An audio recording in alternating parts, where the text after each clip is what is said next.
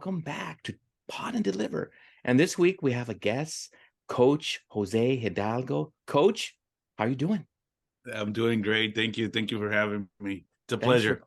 thanks for coming on, and we appreciate it. We know, people have their schedules, and especially somebody who's a coach who is balancing so much. Can you tell us, besides coaching, what do you, and what sports do you coach, and then also what do you teach? Well, again, my name is Jose Hidalgo. I actually teach at Southgate High School with colleagues, and Rams. I'm a Spanish teacher. And currently, I'm coaching girls soccer, cross country, and track and field.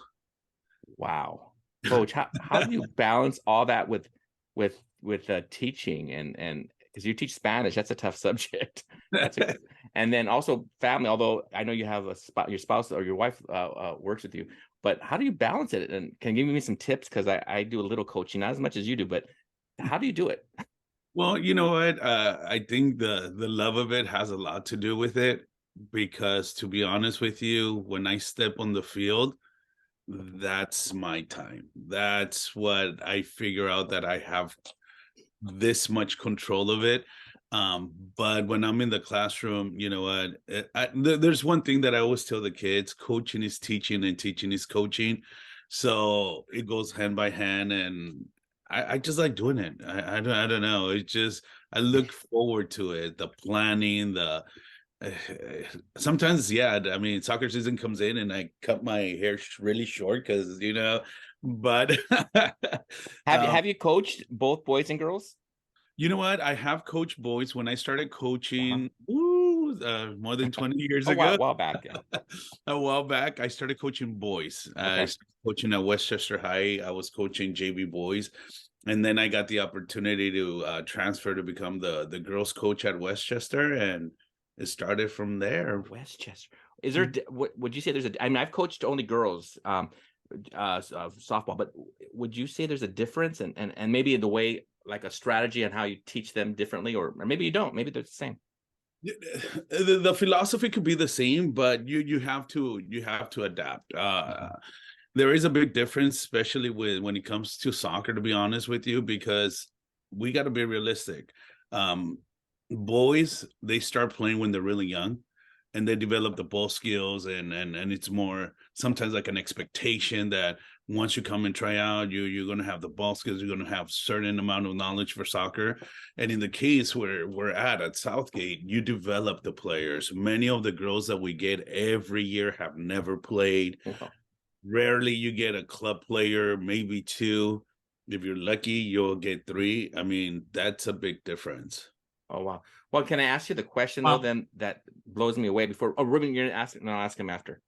I was just gonna say though, maybe you're being nice, Coach Hidalgo, but we've had a coach on here who's coached boys and girls, and this person has said, uh, girls are easier to coach because they're a little bit more open-minded.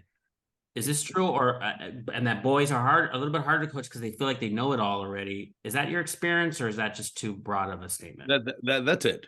That's it. That hits it in the nail of the head. I mean, it's girls are willing to learn. Mhm. Girls are more coachable. With the boys, I mean, it's one, two, and three, and that's it. I've been asked before, why don't you coach boys at the school? Mm. I was like, I could. That's not a problem. If you want to focus on winning championships, you bring in a good philosophy, you bring in a structure. But everybody's a messy, and then you got the parents that their child is going to be the best, Mm. and to be honest with you, sometimes it's like a rude awakening to say, you know what, I have a rule with my players. If a teacher comes and talks to me about you, I'm going to talk to you once. If somebody else from the staff or somebody else comes and talks to me about you, I'm going to thank you and I'm going to let you go. No matter if you're the best player we have, no matter it's just because of what we represent and who we are. And with the boys, it's like I said, I could easily, the boys could be a little bit easier because you have talent at Southgate. But if you're not doing what you're supposed to, then thank you. Let me just go grab the next person. With the girls, it could be a little bit more challenging because you try to develop this player for the last 2 years and something's going on. But when it comes to that, coaching girls is easier. Maybe that's why I've been doing it for more than 20 years.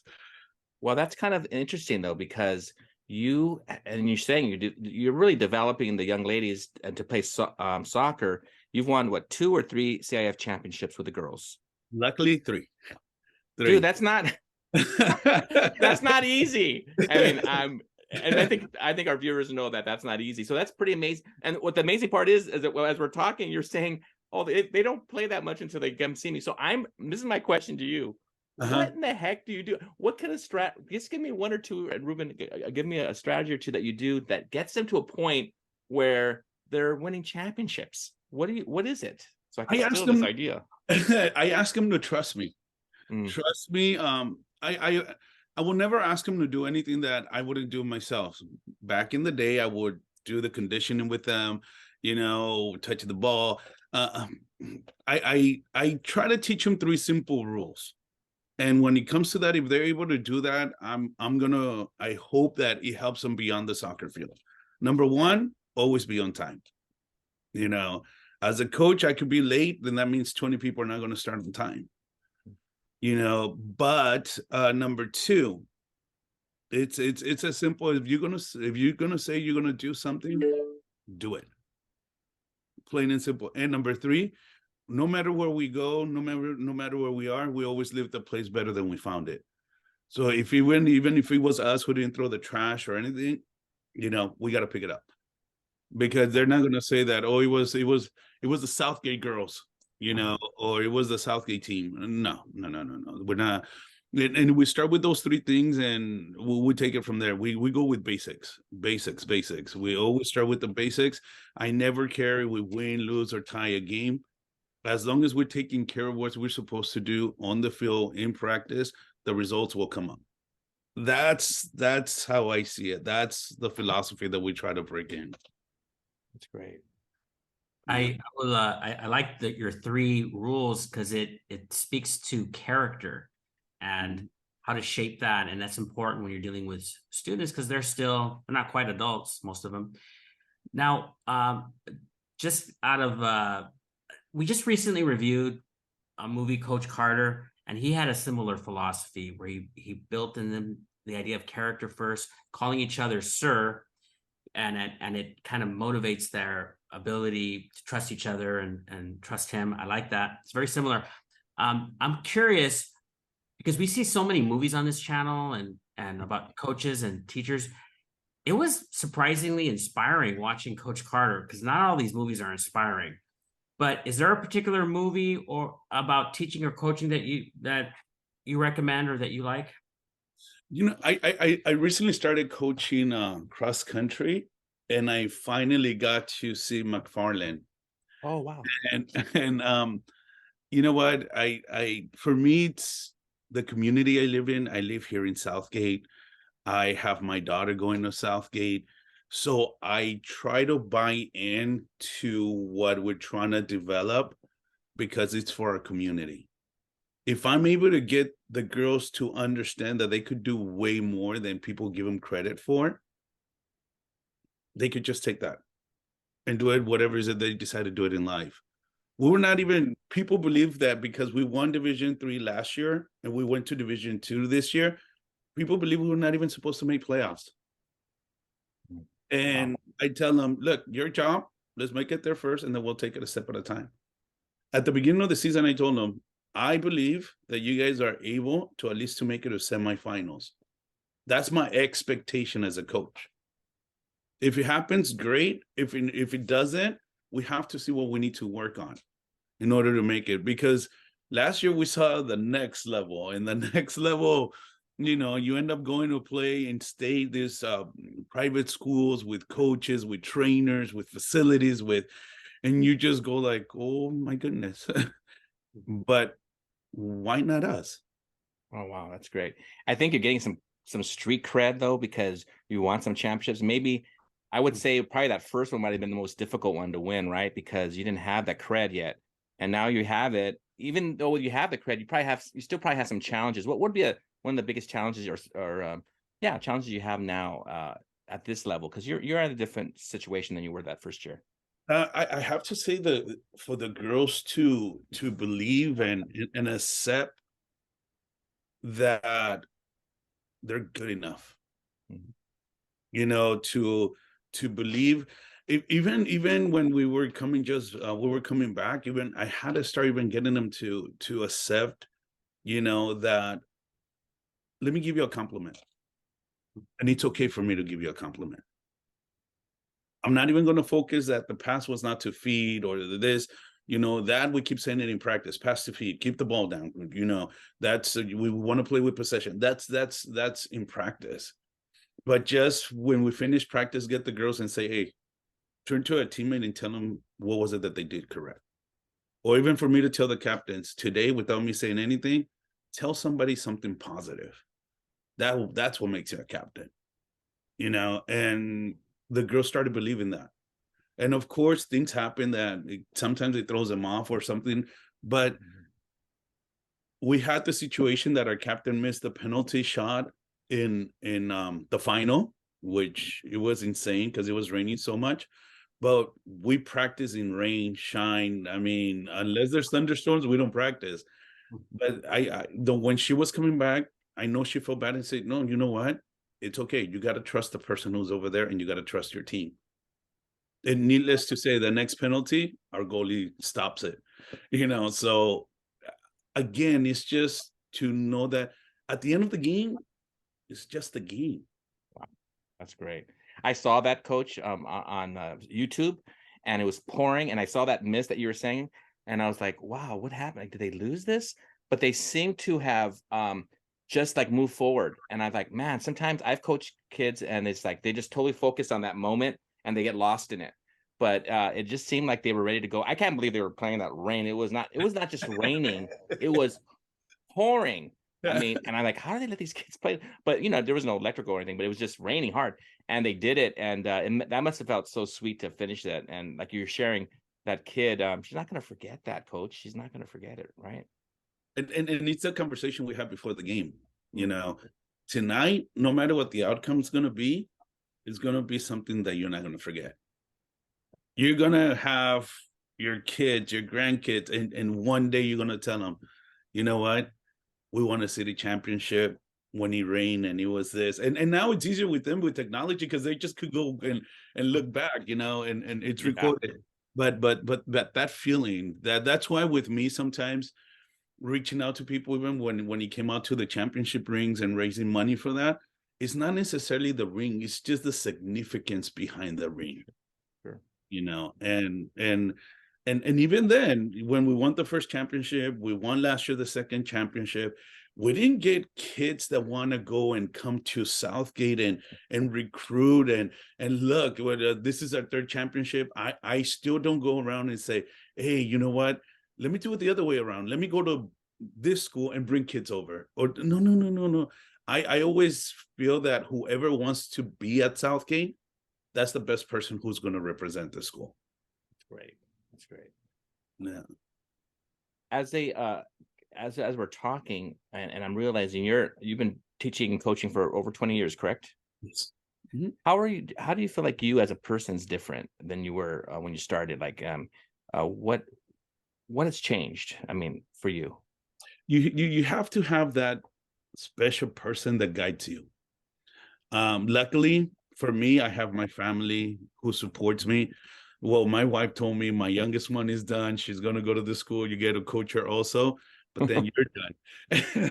Then you're done. You got enough rings, Coach. It's gonna be over. It's gonna hopefully be 25 years, and you're done. I was like, I get that. I get that because I do miss a lot of things. But I have to say, when I came from Westchester, that I was transferred over to Southgate because they had opened the new school right here, Southeast. I met Mr. Vaca, which was the soccer coach at Southgate. And to me, so I was young. I was like, cool, I wanted to do everything. And he taught me, I guess the most important thing that he taught me was be humble. Hmm. You know, be humble. Try to learn as much as you can, because there's going to always be someone that knows more. And even that kicked in, and he had won nationals with club. Okay. And you know, he was coaching Premier Gold Club, and you know, that's a high level. Sure. But you would see him and he would be like, you know, we could just have like a conversation. I had at Westchester, when I was at Westchester, I had met Coach Ed Azam.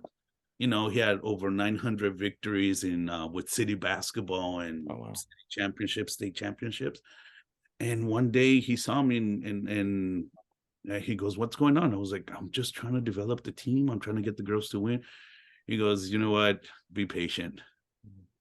Be patient. It takes a while, and as long as you like what you're doing, it's gonna be okay."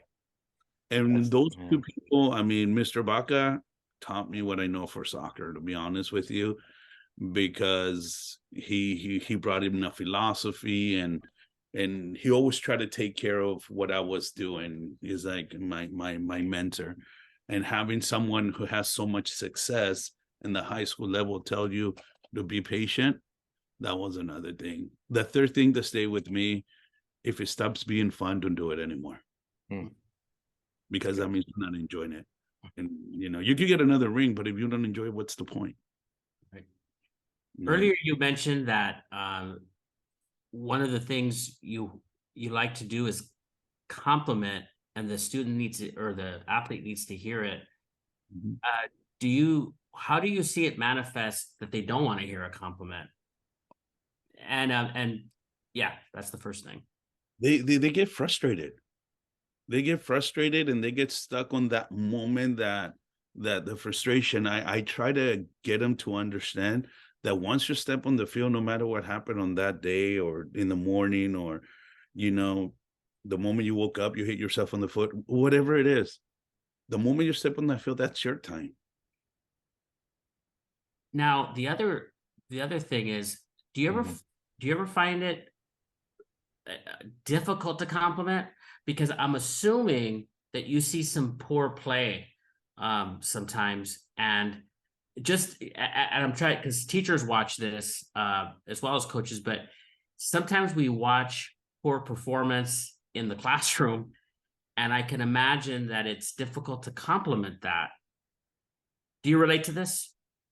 Yeah, yes, but at the end of the day, are we going to focus just on the negative, or are we just, if you give me 5 negative things and 1 positive thing, I'd rather keep the 1 positive thing. If I tell you, you know what, I saw your show 5 times, but that one time that you said this, that's the best part of it.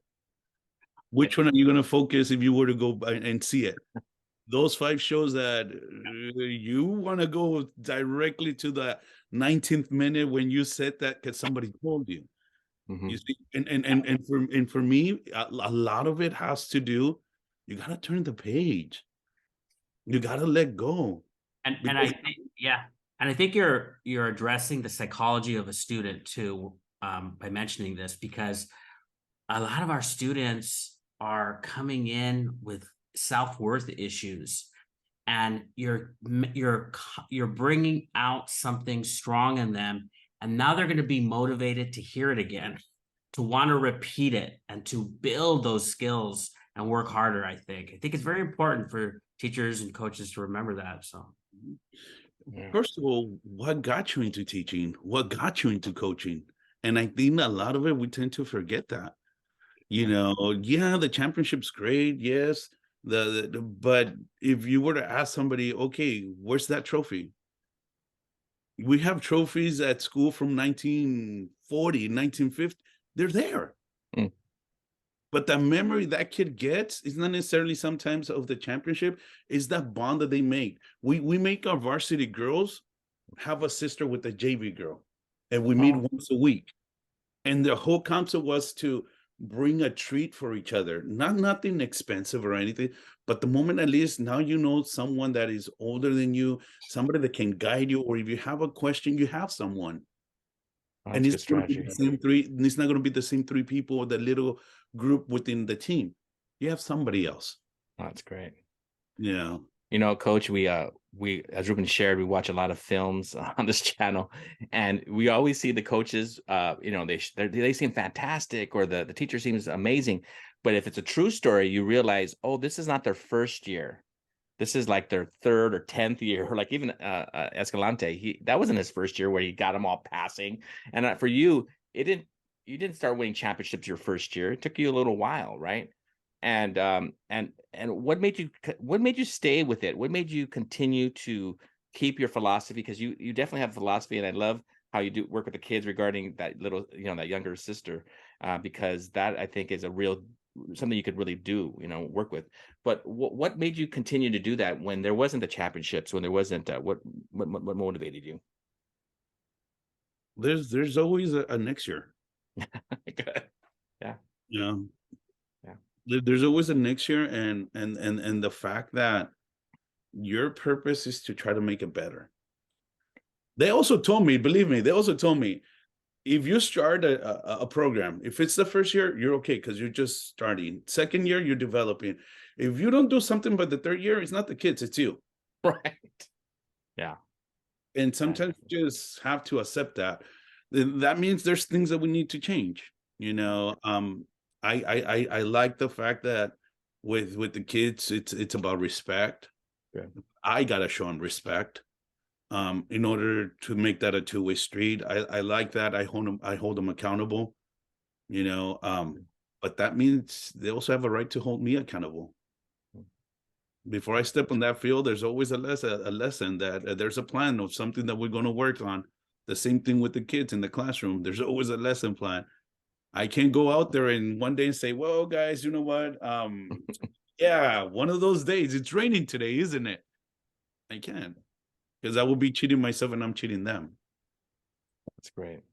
I do want to underscore your strategy, Coach, of the idea of you have a varsity student athlete sort of budding up with the JV student athlete and in a way mentoring. I think that I know that the power of doing that in the classroom as well, we have these student learners that are just widely different. In a class, sometimes it doesn't matter if it's a SPED class or general ed class. You can have a really strong learner, a very middle of the road, and then of course very low, but you can utilize those learners, the strong ones, and buddy them up, and that is the peer reinforcement, the encouragement, it will be there, but also the learning. The teacher, the student can teach the other. So I think it's a real untapped source there that's available in the classroom as well. And it is, and sometimes it just it's taking the time to figure it out. Yes. Sometimes we're in a comfort zone. There's times that I don't want to change lineups. I don't want to figure out a new lineup, but the first thing I tell the girls once they make the team, I will first congratulations, but then whatever is it that you think you're going to play in this team, most likely that's not what you're going to play. There you go. So it takes them out for flexibility. That's great. You must be a Ted Lasso fan. Are you a Ted Lasso fan? No, I'm gonna be honest with you. I rarely watch TV, and sometimes people want to talk about soccer with me. Did you see this game? Did you see this other game? And I go, I'm sorry, I don't. I'm actually working, right? Yeah. Coach, I think we're starting to see the reason for your success. You don't watch TV. You do. Right. No, but I'm gonna be honest with you. I do my homework. I have to see videos. I have to see one of the things, and I think one of the things that has worked a lot is the fact that we have 5 things that we have to do in practice, and I teach the girls how to read the paper, the planning paper for a practice, even if I'm not there or out of a sudden something happens. Captains are in charge of it. They all know that we always start with the warm up and stretching. We focus on ball skills, like I said, basic things. We go with the basics, ball skills, volleys. The third thing is always a passing drill. Fourth thing is a shooting drill. And if we have time, we'll do a scrimmage. Those are our 5 things. But I have to change it. It cannot always be the same drills. Otherwise, the girls are going to be like, so sometimes we do the conditioning with the ball. Sometimes, the volleys are always different. It's not always standing. Or again, but that's when I have to do my homework. And believe me, I just started coaching cross country and track and field a couple of years ago.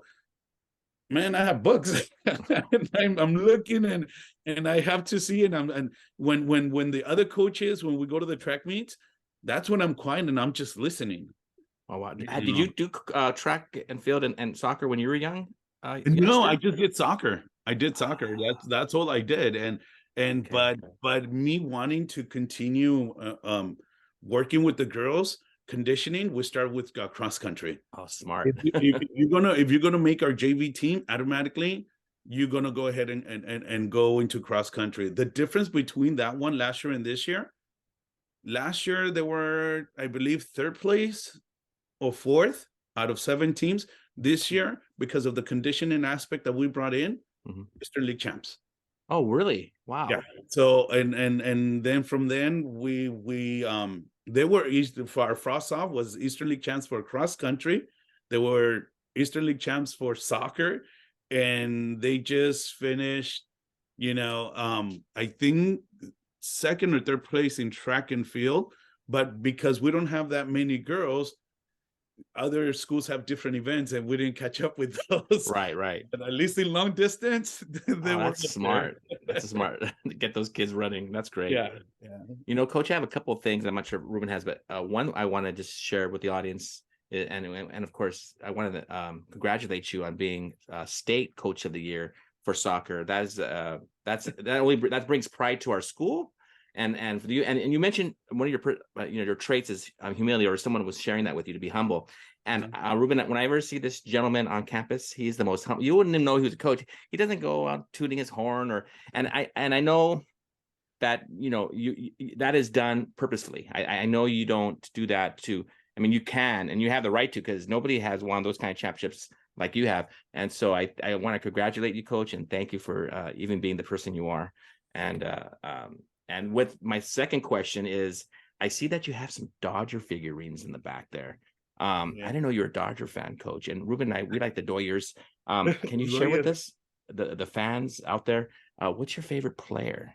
And if we don't like it, we're going to cut it. No. Favorite player. Well, I'm not going to say like bandwagon, but I am from Mexico, so I do like Urias. Yes. I mean, I can't say Valenzuela because did you remember Valenzuela, or were you too young? No, I was too young. Okay. I came to this country in 1988, so and I was just 10 years old. So no, yeah, we went through the old Fernando mania. Our dad got us. Yeah, good year. 1988 is a very good year. That's a good year to like the Dodgers, right? Right. They win championships every year. We didn't get one until what, 20, 30 years later? Do the Dodgers have a shot at beating the Padres this year? I hate to say it like that. Oh my God. You know what? There's always a chance. You always have to play the game. No matter if it's first versus last, if it's Division I versus Division III, there's always a shot. And you have to play the game. That's like last year, right? When we beat them almost every game, they came back and beat us when it counted. So I don't mind the reverse to that this year, to tell you the truth. Although I would like to beat them today and tomorrow whenever we play them. But yeah. Well, Coach, thank you for being on Pod and Deliver. We really appreciate your time, and even your just we don't always get the quality. No, we always get quality. We always do. But we do appreciate your success, and we wish you more in the future. Well, you know what? Thank you. But it's like I said, it's not only my success. If the ones that play are the girls, the ones that put in the work is the girls. And I have to say, I'm very proud of them. They have accomplished something that not many people will get a chance to say, and their success is my success. Oh, that's great. I have many of them, not many, but I've had some over the years. and they're all quality people. They're quality. So Whatever they say about me is not true. Whatever. I've never, it's funny. I've never heard anything. I think that they have some respect for you, Coach, because I never hear that. But yeah. But thank you again, and well, for our audience, we will see you soon, and thank you for being on Pod and Deliver. Bye bye. Bye bye.